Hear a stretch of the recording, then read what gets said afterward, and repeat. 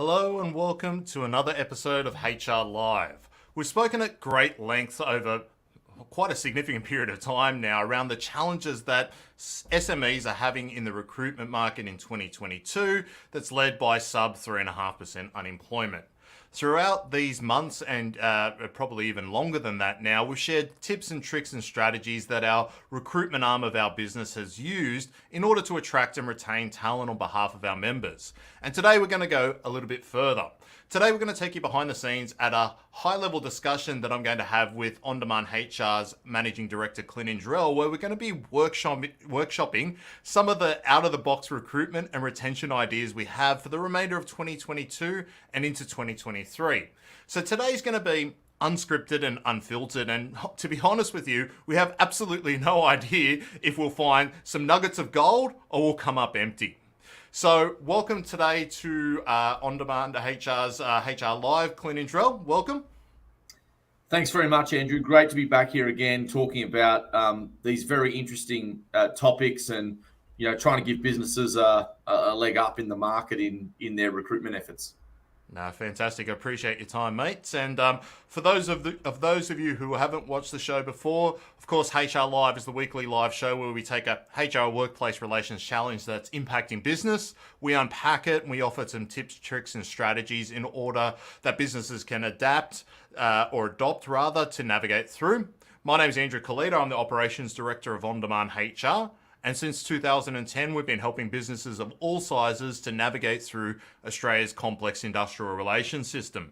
HR Live's a great opportunity for you and your business to put forward any questions around HR or workplace relations that you're facing. And of course, if we can, Clint and I will answer them and give you a little bit of high-level advice on the stream. But if there's a bit more to unpack or the question may be confidential in nature, of course, you can register to become a free online support member with us here, where we give you access to free high-level advice as well as a whole heap of other benefits. And you can do so by visiting ondemandhr.com.au/online. So with all of that out of the way, Clint, I know one of the ideas you wanted to talk about today was around additional annual leave or flexi holidays, this notion of that. So do you want to tell us a little bit about what you're thinking? Yeah, so look, I think that to start this off, I think what I'd like to say to most SMEs is I still see quite a lot of them trying to do things the way things used to be.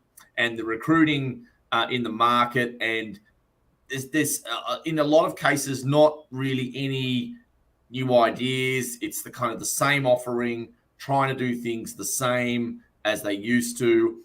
And in this very, very competitive market, that just may not be enough to have a successful campaign with recruitment, depending upon, of course, some of the monetary benefits that are being offered. But what we started looking at is this concept of additional annual leave or kind of flexi holidays. And I guess over the past 2 years, the line between sort of work time and personal time has very much been blurred. People have been working from home, and as they've worked from home, they may work their 8-hour day sort of stretched out over 10 or 11 hours or something like that. And look, I mean, I guess I probably reflect on my own sort of way I generally work. I kind of generally kick off around 8 o'clock every day, and I can be working as late as sort of 7:30 sometimes, but that doesn't stop me from taking a reasonable lunch, going out and doing a 10 or 15k run, or going out and doing a range of other things. And I wanted to sort of start applying that principle to holidays. And I think people are starting to do this a little bit on leave. So what they're actually doing is they're going on leave, but they've still kind of got that, couple of hours a day where they want to keep up with their emails. They want to keep up with, what's happening in the workplace, what's happening with their role, so they don't come back to an avalanche of work. And look, everyone's different. Some people completely want to switch off and go and leave and not respond to the phone at all, and that's completely fine. But others don't do that. Others are consciously just wanting to make sure that things are manageable when they get back, wanting to take care of things. It may depend also on the seniority of their position. So one of the things we kind of came up with is this concept of flexi annual leave. And it's sort of a concept whereby, when you're on annual leave, let's say for a week, you might still be doing during that week 20 or 25% of your time still might be work time. So what's actually happening there? And we've got a couple of clients who actually do this. The idea of this actually came from a client who was talking about an employee who was a salesperson who was on leave. And he said, well, do you want to have this at 70% leave or 80% leave? There was a discussion about what leave deduction would be made for that particular period, acknowledging that the employee was actually doing some work over that period. So I guess, this is certainly a concept that employers can implement. It gives the employee the ability to get more mileage out of their annual leave. You can have, potentially 5 weeks a year at 80% rather than 4 weeks a year, where you're completely not doing any work. It could even be more than that. But the other way you can do it is obviously have a time off in lieu credited back to the annual leave balance, depending upon how much leave, depending upon how much time of work you did during that annual leave period. So those are some of the concepts that we actually have heard a couple of clients talking about. And we do think it is something that could be a selling point in recruitment and retention, that people can have the comfort of being able to, do a little bit of work when they've got some time off. If they want to do that, of course, and horses for courses, some don't want to do that, but some consciously will, and some will do it simply to keep things manageable when they return. There's often time in the day where people have got free time to look at their work emails, respond to an email, respond to a call, something like that. Or it could simply be a case where the employer and employee mutually agree in advance that, look, we really need you to be on call during this period. So, hey, let's just give you an 80% deduction or a 75% deduction for annual leave. And, the rest of the time you can do a little bit of work to, guide us through this period and, keep on top of things. So that's probably the first concept I have been really thinking about recently. And I'd encourage businesses to, if they are open to those sort of things, maybe those are things that should be going into upcoming recruitment campaigns, looking at promoting this idea of flexi holidays and getting more mileage out of their annual leave. So that's the kind of first key idea I had, certainly in our recent team meetings amongst the group, and that was one I put forward. Another one I'll put forward, and I might throw to you. Just before you go on, mate, I had a couple of thoughts or new thoughts that we didn't speak about in the team meeting. I think with this flexi holiday concept, what was going through my mind was, what type of employee is this going to be right for? Because the reality is, it's not necessarily going to be right for every type of employee within the organisation. And the couple that came to mind, it basically is obviously the more senior managers that have or more senior employees that have higher level responsibilities. The other one that you mentioned that I thought was pretty good was a salesperson.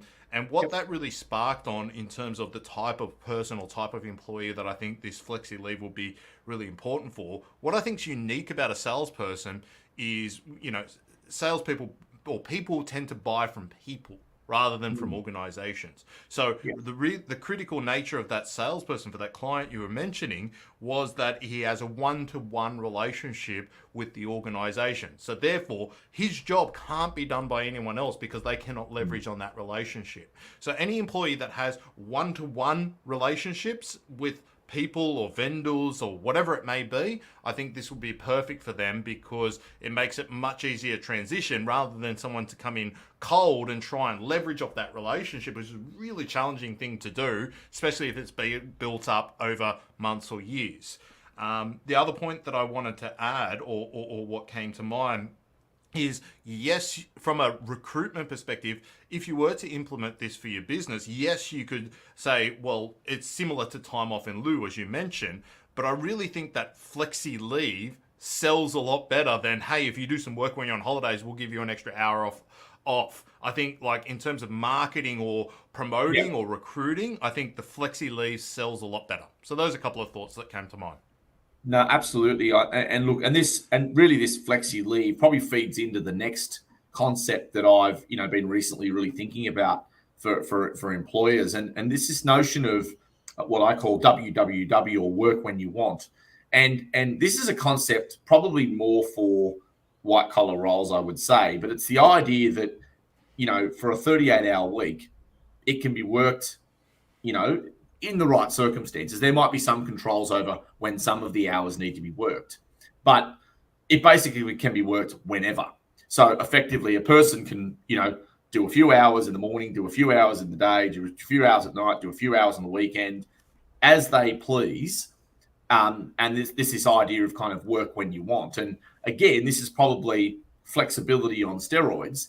And look, it is probably something that, you may not implement straight away for an employee. It might be subject to, the probationary period being completed or something like that, so that person, you're confident, can work independently and in a way that's going to be efficient and effective. I mean, this is not necessarily for everyone, but, certainly there's people that have got commitments with kids playing sports and, pickups from school and things like that. And rather than trying to make everything just Monday to Friday and trying to, force people into a 9 to 5 kind of scenario, the concept of, work when you want, some people will say, oh, well, this is just, it's just throwing caution to the wind and people are just going to, abuse a system like this. Well, in actual fact, when you force people to 9 to 5, and when they've got commitments in there and they've got some of those days, potentially working from home, well, then really all you end up doing is missing out on, you're missing out on work time. So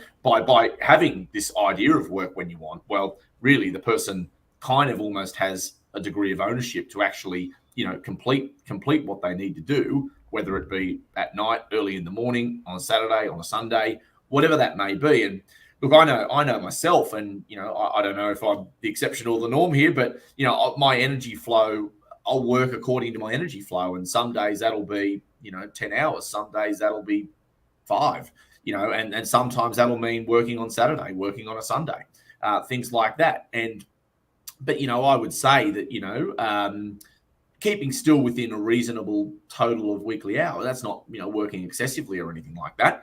So I think that, look, this work when you want concept, I think if for a person who's independent and who's, subject to a completion of a probationary period, this is something also that organizations can really embrace and, again, market when they're recruiting, because, it's very easy to say the hours will be 9 to 5, Monday to Friday, but hey, we've got flexibility.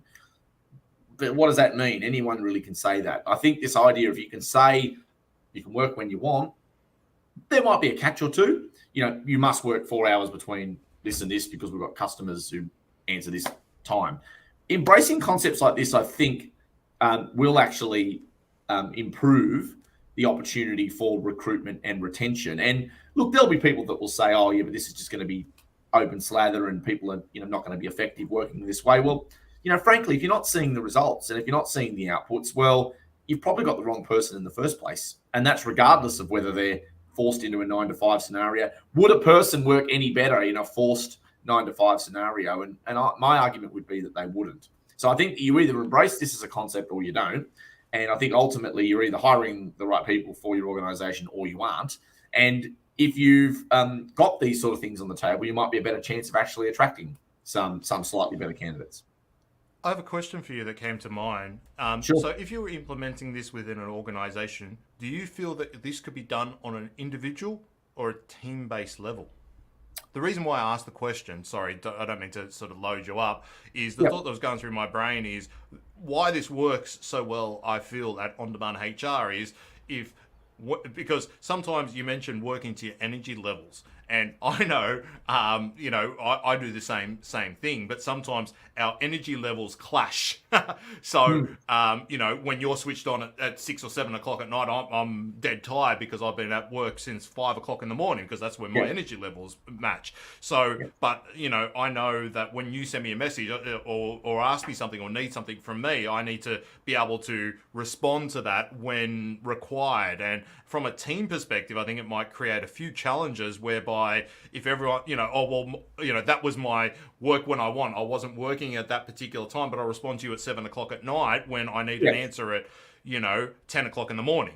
You know what I mean? So can it be done at an individual level or should it be done as a team level, like i.e. the accounts department or whatever it may be? Yeah, look, it's a great question, and I don't know that I have a simple answer for you either on this. I think you've really got to consider a few factors. I think you've got to consider, whether or not the person needs to respond to customers or clients during a particular period of the day or the week. That's probably the first consideration. The second consideration is, if the work is creative in nature, or if it work that has to be done during a particular set of hours, or is it work that can be done after hours? I think these are all the sort of factors that need to be thought about. I think that there's enough. I think as long as you have enough collaboration overlap, I think it's very plausible. I mean, I think that we have within on-demand HR, I think we have quite a lot of collaboration overlap. So we do have a lot of hours that do overlap. And inevitably, look, the reality is that a good chunk of those hours are going to be work Monday to Friday. There's no doubt about that, because that's just when kids go to school. That's just when society expects people to be responsive. That's when customers are working and things like that. But ultimately, and that's where you're probably going to get a lot of your collaboration overlap. Where you might not get as much collaboration overlap is later at night, earlier in the morning, weekends, that sort of stuff. And I think that's okay. I mean, really, you're probably not doing your time urgent work at that time anyway. You're probably doing some of those more creative tasks, some of those tasks that didn't have to be done when the customer demanded them during the week.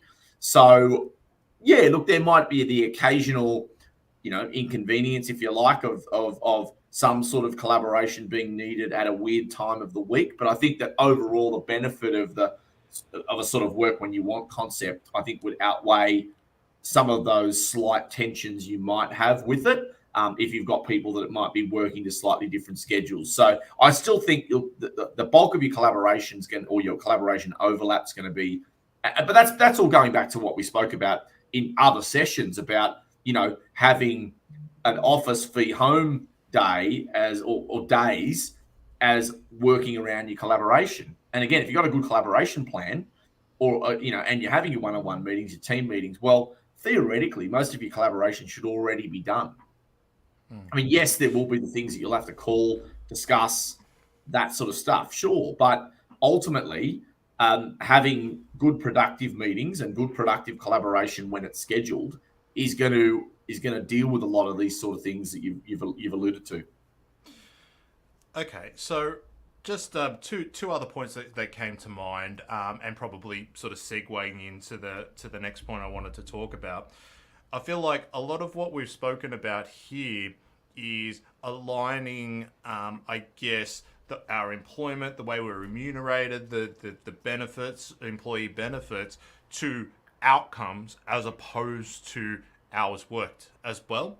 And I think a lot of the ideas that we've spoken about today, to be fair, are a little bit shaped towards our own individual circumstances here at On Demand HR, I don't say that in a negative facet, but almost what we're talking about here is transferring some of the benefits of, let's call it, working for yourself to employees and treating people and employees like adults. And I think that's kind of where we're getting here. And I think a lot of the ideas are going to center around that. And the other concept that I really think I haven't really seen too much of in the market, and it's something that I think we may even trial here at On Demand HR, to be fair, is around that concept of aligning remuneration to outcomes for non-traditional roles. Traditionally, you see, for example, salespeople earning commissions, but you don't tend to see, I guess, receptionists earning some sort of bonus or whatever it may be. And the only time I've seen that personally, or a lot of that, has been, hey, the admin team gets a bonus if the company achieves A, B, C, but the employees feel like don't have the ability to drive that too much, and it's like, hey, if we get the bonus, it's fantastic. Yeah. But what this idea would require and force upon businesses, in my view, and it wouldn't be easy to implement, I'll be the first to admit, but it will force them to be really, really cognizant and intentional about the types of KPIs they set for their employees, which the reality is they should probably not be doing that anyway. around the KPIs and the expectations, if they set those out well and they're at least reasonably objective in nature, why cannot any role be linked to the remuneration? Do you have any thoughts? Look, I think that the difficulty with the roles that indirectly contribute or support roles, if you like, it's about measuring, well, how exactly do you create some sort of bonus or incentive scheme? And, I think I think good organizations do that really well. I think ones that perhaps, don't value the support as much don't do it so well. I think what you're saying is entirely possible. And I think it's just around understanding what success looks like clearly in those sort of roles. For example, for a receptionist, it might be around things like, call responsiveness times, customer satisfaction, those sorts of things. But are you actually going to measure those things? That's the challenge. It's around correct, but it's almost like a double benefit, because if you look to implement this, you might have the ability to attract a person and pay a little bit based on performance, but as well, it's going to force you down, measuring outcomes rather than hours work. So it's a double benefit there. And the question I ask in my mind is, would a receptionist, for example, take a guaranteed $60,000 per year, or would they take $55,000 per year with the ability to earn 65 or 70? Like, just as a rough numbers in my head, what would be more attractive? And my gut, without any evidence basis, but my gut would be the person that would take 55 grand with the ability to earn 65 to 70 would likely be a better, in inverted commas, employee than the person that wants a guaranteed 60. Quite possibly. And look, I think that, again, this is all around the innovation that we have to have now around remuneration and benefits. And, these are the sort of things that have to be considered. These are the sort of things that have to be thought about by organizations when they're putting their offering out to the market. But not only that, also people who are, existing with those organizations. So I think absolutely what you're saying is has merit. The measurement in those support and indirect roles can be the difficult part, but good KPI setting can achieve that. And, there are some clients that do this really, really well. I would say the average SME is not great at measuring these things. But, at the same time, they're probably the same SME that's probably having challenges in the current market. So, it's one of those things that we can keep doing things the way we've always done them, or we adapt and embrace some of these sorts of concepts and try and get ourselves ahead of the very, very big pack in the middle of the market. This is true. The other thing that I think we should extrapolate on that point is yes, we've been banging on about sub 3.5% unemployment, etc., etc. It's hard to attract talent to your business.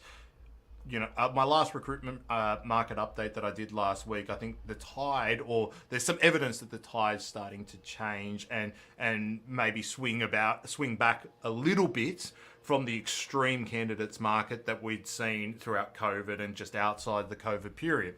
However, all of this conversation that we're having today, that doesn't mean that these out-of-the-box thinking or doing things a little bit differently to everyone else doesn't need to happen. Even if the market returns to some sort of sense of normalcy in terms of the recruitment market, good businesses are still going to be looking to implement these type of ideas in order to be able to, I guess, compete against their competitors. Just because the market's easier doesn't mean you go softer. That's what I'm saying. Can I be honest? I don't think the market's going to be easy for a long time. I mean, I don't think there's not easier, not easy, easier. Well, I don't. But again, I don't think that really for the average SME, things are going to be much different at 4% unemployment versus 3.5%, or even at 4.5% versus 3.5%. I really don't see there's going to be a hell of a lot of difference in the outcomes. It's going to be very difficult. Anything even sub 5 is going to be difficult in this sort of environment. When we start getting up above 5 to 6, we might get a bit of relief there. But I just don't see that happening anytime in the immediate or even medium-term future. I just think this will continue to be, a very strong candidates market for a while. It might jump around a little bit, the unemployment rate, but that's what I see being sort of here to stay. And businesses may as well start thinking, well, this is the climate. What are we going to do about it? Yeah, and I guess the other thing that I'm just looking at the commonality between some of the things that we spoke about, and we might park the other ones because just being conscious of time, but basically the other thing I look at really is the common thread amongst the things we've spoken about is how do we compete in this recruitment market on things that are not just wages. It's not just a race to who's going to pay the most money, because that's a race that ultimately only the candidates are ever going to win, to be fair. And I think that's a really, I guess, challenging thing for businesses to do. And it's really easy to go down the, hey, let's be Google, let's put a table tennis table in and expect that we're going to get 100 good candidates. But the reality is that's not going to solve your problem. Yeah. Well, I mean, and I guess you have a look at the tax system that we've got as well. I mean, it's not a great tax system or incentive for personal earning. I mean, you look at, I think at the moment, you've got, above $120,000 a year. I think you're paying 39 cents in the dollar. So getting 10 grand more from someone versus the next person, you're probably only going to see 6 of it. And then, who knows, it might come with a lot more responsibilities and those sorts of things. So I think more than ever, non-monetary benefits are definitely in play. Be interesting. It might switch back a little bit to a monetary game if the stage 3 tax cuts still hold. That's going to make 3 years away from that. Is that right? Yeah, 30% bracket to 200,000. Yeah, but we're 2 to 3 years away from that. Is that right? Something like that. Yeah, that'll just tilt the equation. Yeah, you're right. A couple of years away, that one. I don't know if it's 24, 25, or I think it's 24, 25 is when that comes in. But that might tilt it slightly back to, okay, well, I can actually get a fair amount of this increment. So that might actually make it a bit more of a money war, if you like. But no, look, most definitely, at the moment, non-monetary benefits are definitely, the playing field at the moment for a lot of this recruitment competitiveness. And I think organizations, sure, they should be salary benchmarking and doing that stuff, but they've got to be also conscious of, well, what else can we offer? Yeah, and particularly, we talk a lot about in our recruitment campaigns about celebrating your brand, how you're different in the marketplace. We're talking about making sure that you're focusing on your recruitment efforts or your recruitment advertising on the benefits to the employee, because in this environment you've got to sell. Well, sometimes you need to add a little bit of weight or weight to what you can sell. A lot of times clients go, oh, well, we've got a good working environment, we've got a nice culture, and all that stuff is important. But these type of ideas really add a little bit of meat to the benefits of the employees and really help you to differentiate yourself in terms of your recruitment efforts, and also that corresponds along to your retention efforts away from every other person in the marketplace who's not doing this, doing something a bit different. Yeah, absolutely. So, I think that's a good summation, Andrew, and appreciate you going through this with us today. And I think some great ideas that we'll continue to obviously kick around with clients. No problems. So thanks very much everyone for listening. We really appreciate it. We'll see you all next week, and keep watching now to learn a little bit more about the free online membership, where you can ask a little bit more customized questions towards your own individual business circumstances. We'd love to see you there. Looking forward to seeing you next week. Bye for now. If you're watching this video, I'm going to have a guess that it's because your business is facing some kind of HR or workplace relations challenge. Well, I've got some good news. You're exactly the type of business that we created our free online support membership for. And it provides you with a high-level HR and workplace relations advice when you need it, as well as a whole heap of other benefits. To learn more about what's included with free online support and to apply for membership, please visit ondemandhr.com.au/online.